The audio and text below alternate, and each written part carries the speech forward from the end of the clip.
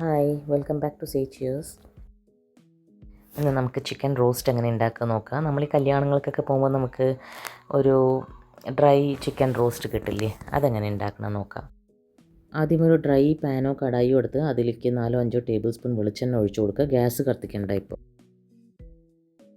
ഇതിലേക്ക് നമ്മൾ 2 table spoon നിറച്ച് മല്ലിപ്പൊടി, 1.5 ടേബിൾ സ്പൂൺ നിറച്ച് ചിക്കൻ മസാലപ്പൊടി, ഞാൻ ഈസ്റ്റേണിൻ്റെ ചിക്കൻ മസാലയാണ് ഉപയോഗിച്ചിരിക്കുന്നത്, 1 ടേബിൾ സ്പൂൺ നിറച്ച് എരിവുള്ള മുളക് പൊടി, 1/4 ടീസ്പൂൺ മഞ്ഞൾപ്പൊടി, 1/2 ടീസ്പൂൺ കുരുമുളക് പൊടി, ഇതെല്ലാം ചേർത്ത് ഇനി ഗ്യാസ് ഓൺ ചെയ്തിട്ട് ഒക്കെ ഒന്ന് വതക്കിയെടുക്കണം.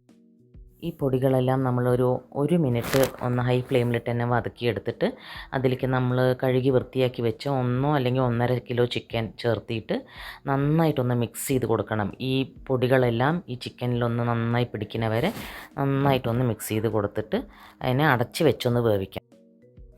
അതിനാവശ്യമുള്ള ഉപ്പൊക്കെ ചേർത്ത് കൊടുത്ത് നന്നായിട്ടൊന്ന് ഇളക്കിയിട്ട് വേണം അടച്ച് വെക്കാൻ കേട്ടോ. ഇതിൽ നമ്മൾ വെള്ളമൊന്നും ഒഴിച്ചു കൊടുക്കേണ്ട ആവശ്യമില്ല.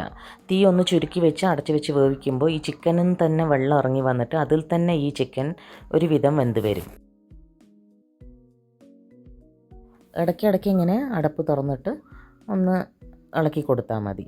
ചിക്കൻ ഒരു 10 മിനിറ്റ് ഇതുപോലെ ഒന്ന് വെന്ത ശേഷം ഏകദേശം അതൊരു 50% ഒക്കെ കുക്കായ ശേഷം അതിലേക്ക് ഒരു 3 വലിയ ഉള്ളി സ്ലൈസ് ചെയ്തത്, കനം കുറച്ച് സ്ലൈസ് ചെയ്തത് ചേർത്ത് കൊടുക്കണം.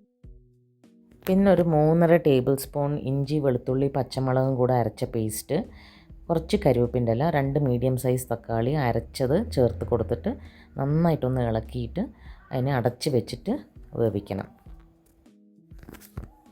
ഒരു 20 അല്ലി വെളുത്തുള്ളി, ഒരു 1.5 ഇഞ്ച് നീളം ഇഞ്ചി കഷ്ണം, പിന്നെ ഒരു 3 പച്ചമുളക്, ഇതൊക്കെ കൂടി അരച്ചാൽ മതി. ചെറിയ തീയിൽ വെച്ച് വേവിക്കുമ്പോൾ അത് അടിപ്പിടിക്കാതിരിക്കും. ഇടയ്ക്കിടയ്ക്ക് അടപ്പ് തുറന്ന് നോക്കിയിട്ട് ഒന്ന് ഇളക്കി കൊടുക്കണം. ചിക്കനൊക്കെ നന്നായിട്ട് വെന്ത് ഉള്ളിയൊക്കെ നന്നായി വതങ്ങി അതിങ്ങനെ കുറുകി വരുന്നവരെ നന്നായി ഇടയ്ക്കിടയ്ക്ക് ഇളക്കി കൊടുത്ത് കുക്ക് ചെയ്തുകൊണ്ടിരിക്കണം. സൈഡിന് തന്നെ ഇങ്ങനെ തെളിഞ്ഞ് വരും, അതുവരെ നമുക്ക് കുക്ക് ചെയ്തിട്ട് പിന്നെ ആ ഉപ്പൊക്കെ പാകമാണോ എന്നൊന്ന് ചെക്ക് ചെയ്തിട്ട് ഉപ്പിട്ട് കൊടുത്തിട്ട് പോരാന്നുണ്ടെങ്കിൽ ഒന്ന് ഇളക്കി കൊടുക്കുക.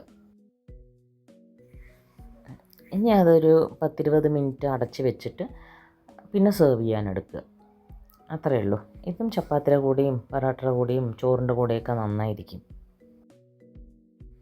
അപ്പം എന്നാൽ വേറൊരു വീഡിയോയിൽ കാണുന്നവരെ താങ്ക് യു, ബൈ.